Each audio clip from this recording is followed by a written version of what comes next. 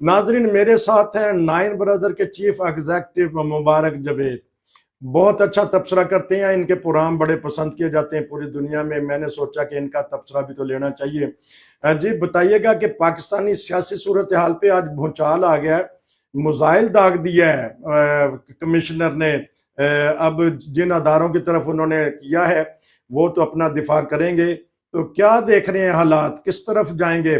जी पहली चीज तो ये है कि जब ये बयान आया है उसके बाद जो मुल्क के हालात हैं वो मुझे समझ नहीं आई कि जो हमारे चीफ जस्टिस साहब हैं वो तो कहते थे कि मैं मीडिया देखता नहीं हूँ। आज वो भी प्रेस कॉन्फ्रेंस कर रहे थे और अच्छा। उनको क्या जरूरत पड़ी हुई थी कि मीडिया पे आके बातचीत करने की ना। इतना कौन सा, हम्म। अगर उनका नाम उन्होंने लिया था तो वो फिर भी इंतजार करते। इस तरह तो रोजाना कोई ना कोई जज आएगा और वहां आके प्रेस कॉन्फ्रेंस शुरू कर देगा। अब चीफ जस्टिस का काम नहीं था आज प्रेस कॉन्फ्रेंस करनी। तो ठीक। वहां से भी पता चलता है कि दाल में कुछ काला है। आपको पता है अच्छा। कि जब ठीक। अरशद शरीफ का कत्ल हुआ तो उस दिन सुबह के वक्त भी एक प्रेस कॉन्फ्रेंस हुई थी हम्म। और ऐसे चेहरे सामने आ जाते हैं जो मेरा ख्याल है कि अगर ना करे प्रेस कॉन्फ्रेंस तो फिर बंदा ये समझ सकता है कि इनका कोई अमल दखल नहीं है ना। ठीक। तो दूसरा ये है कि राना सनाउल्लाह ने कहा कि उनका दिमागी तवाज़ुन ठीक नहीं है। तो पहले तो हमजा के साथ उनकी तस्वीरें आ रही, पहले तो वो लाडले थे इनके। तो हम्म। एक दिन में कैसे किसी का पता, 20 साल से वो सर्विस बंदा कर रहा है तो एक मिनट में उसका इनको पता सबको चल गया, पंजाब गवर्नमेंट को भी।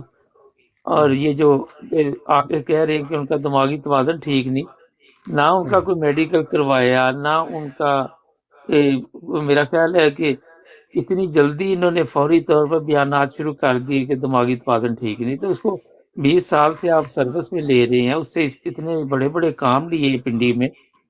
तो जो बंदा जिसका दिमाग ठीक ना हो वो इस तरह के काम नहीं करता। अभी एक ने प्रेस कॉन्फ्रेंस की है तो वो कहते दिमाग ठीक नहीं है। तो हम्म। जो दूसरा आएगा तीसरा आएगा फिर क्या करेंगे। तो जनाब चीज ये है कि मैं तो पहले दिन आपको कह दिया था, आप के चैनल पे कई लोग तबसरा कर रहे थे कि इतनी धांधली नहीं हुई। तो मैंने कहा धांधली नहीं, धांधला हुआ है। ये ठीक ठाक तरीके के साथ प्रोग्राम डाला गया है। और हम्म। इंटरनेशनल मीडिया जो है उनको हम्म। जब बुलाया गया है कि ये जो इलेक्शन है ये ठीक नहीं हुआ तो जो नून लीग वाले हैं उन्होंने एतराज किया, जनाब इंटरनेशनल मीडिया का क्या तल्लक है। ठीक। तो जब पाकिस्तान में सैलाब आता है, जब जल्जले आते हैं, जब कोई भी मुसीबत आती है तो फिर कहते हैं जी इंटरनेशनल मीडिया आके जब दिखाए हमारे इलाके ताकि हमें कोई माल शाल मिले, कोई डॉलर शॉलर यूरो पाउंड शाउंड आए हम्म। ना। तो ठीक। उस वक्त इनको इंटरनेशनल मीडिया याद आ जाती है। ठीक। तो पाकिस्तानी जो कौम है उनकी भी किस्मत अजीब है। पहले इलेक्शन नहीं हो रहे थे, अब नताइज नहीं आ रहे। अच्छा। अब 7-8 दिन हो गए हैं हम्म। और वो पता नहीं वो स्टार प्लस वाले ड्रामे वाला हिसाब हुआ कि किस्तें चल रही हैं, नई से नई किस्त आ रही है अच्छा। और नताइज नहीं हो रहे। मरियम को हम्म। प्रोटोकॉल दे दी गई है जी, जी। अभी धांधली का मसला हल नहीं हुआ। अच्छा, एक और जो बड़ी आपके चैनल पे भी लोग भी इधर उधर तबसरा कर रहे हैं जिसकी इंक्वायरी होगी। अच्छा। पाकिस्तान में किसी चीज की कभी इंक्वायरी हुई है? पंजाब ठीक। गवर्नमेंट ने आज तक जब से ये बैठी हुई निगरान गवर्नमेंट हम्म। कोई ऐसी निगरानी ऐसी ये कार्रवाई जो इन्होंने की हो या इंक्वायरी की हो, सॉरी इंक्वायरी की हो तो वो सामने आज तक तो नहीं आई। ठीक। और एक साहब अभी आपके ही चैनल पे कह रहे थे नहीं नहीं सॉरी किसी और जगह मैंने सुना था कि जनाब ये सुप्रीम कोर्ट में कैसे जाएगा ये केस। सुप्रीम कोर्ट के तो चीफ जस्टिस का रगड़ा निकाला वहां पे, उन्होंने साफ कह दिया कि वो शामिल है। और अच्छा। जो हमारे पास इतला है कि उनके पास मोबाइल में सब कुछ मौजूद है अच्छा। और वो ऐसी जगह पे उन्होंने महफूज कर दी है कि मेरा ख्याल है ज्यादा देर नहीं, अगली किस्त आ रही है आपको शायद चंद घंटों में आ जाए या 1-2 दिन अच्छा। में आ जाए। कोई सवाल है तो पूछे। हाँ जी, हाँ जी, आपने जो दो तीन बातें बड़ी की हैं जो दुरुस्त फरमाया है। एक तो अभी जो कहा है कि ऐसे लोग ऐसे नहीं प्रेस कॉन्फ्रेंस कर देते, उनको पता है कि हमारा मुस्तकबिल इस तरह होगा। तो बाज लोग ये कहते हैं कि शायद बाहर जाने के लिए तो अपना मुस्तकबिल उन्होंने जो पाकिस्तान में इतने साल बनाया तो उन्होंने वो तो नहीं जाया करना था, लाजमी उनके पास कोई ना कोई सबूत होंगे। और जो सबसे पहले आपने बात अच्छी की है कि जजेस हजरात के ऊपर तो इल्जाम लगाने वाली दुनिया लगाती है, बल्कि हर केस हारने वाला जजेस को बुरा कहता है या इल्जाम लगाता है कि मेरे साथ इंसाफ नहीं हुआ। तो आपने ये सही कहा है कि अगर बड़े अहदेदार आके प्रेस कॉन्फ्रेंस करेंगे और किस किस का दफा करेंगे, ये एक अच्छी चीज आपने बताई कि हमारे तबसरे में चीजें खुलती जाती हैं।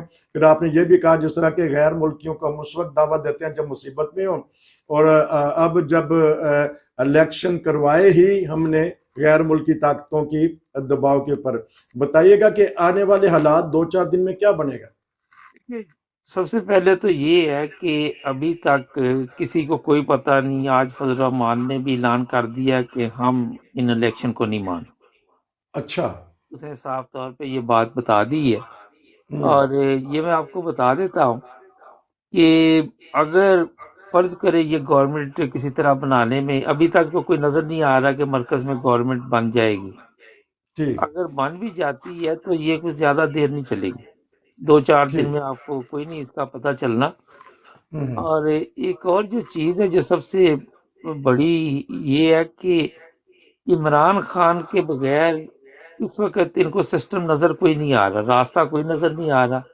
ठीक। अब पीछे देखे तो एक इमरान खान खड़ा है, आगे देखते हैं तो हालात और है। जी। एक और चीज बड़ी अहम आज हुई है, मैंने कहा ठीक। आपको बता दूं। जी जी बताइए। कमिश्नर ने तो नून लीग के ऊपर इल्जाम नहीं लगाया, तो पूरे नून लीग वाले उधर मैदान में क्यों आ गए? जी। कमिश्नर ने तो उसका उनका नाम ही नहीं लिया ना नून लीग का। हम्म। तो वो कभी वो औरंगजेब आ जाती है, हाँ जी। मरियम जज्बात में। औरंगजेब, कभी राना सनाउल्लाह। तो हम्म। ये मैं आपको बता देता हूँ, जो भी साफ बात करेगा, सच बात करेगा पाकिस्तान में, हम्म। उसका वाकई दिमाग ठीक नहीं होगा इनकी नजर में। ठीक। ठीक। क्योंकि इनको जो चाहिए बोंगे बादशाह, कोई गुल्लू भट्ट जैसे, जो जाके गाड़ियां तोड़े, जो इनके इशारों पे जाके जो ये करे, जो ये कहें वो करें। तो जी। जो ईमानदार बंदा है ना नसीर साहब, जी। वो सच बात करेगा तो ये सारे डॉक्टर बन जाते हैं। है? ठीक। कोई चेकअप नहीं हुआ, कोई पता नहीं, पहले बंदा पूछे कि वो इतनी बड़ी मजबूती के साथ वो बात प्रेस कॉन्फ्रेंस पे कर रहा है। जी। तो अभी उसकी प्रेस कॉन्फ्रेंस ही खत्म हुई थे, सब डॉक्टर बन के उसको मरीज बना दिया। जी। तो ये सबसे बड़ा मसला है, इतनी बड़ी रकम लगाकर इलेक्शन के ऊपर, तो आपको अभी तक पता ही नहीं चल रहा कि जनाब जाना कहाँ हमने, हमारी मंजिल कौन सी। और ताकतवर लोगों ने इस दफा एक और गेम खेल ली है। मैं तो वैसे अपने ठीक। प्रोग्रामों में कहता रहता हूँ, जो मैं तबसरे करता हूँ, जी। उन्होंने ये दो बंदे आगे कर दिए हैं, एक अच्छा। चीफ जस्टिस और एक ये चीफ इलेक्शन कमीशन। अच्छा। इन दोनों के नाम आज सामने आए। जो कमिश्नर था उसने कहा कि फौज ठीक करवाना चाह रही थी, ठीक है। अच्छा। तो ये दो जो है इनके, यही एक चीज है कि आजकल काफी कुर्बानी के बकरे मिले हुए हैं, जी। और वो रोजाना किसी ना किसी तरीके में आके तो उनको फिर का बकरा बना के तो कुर्बानी दी जाती है।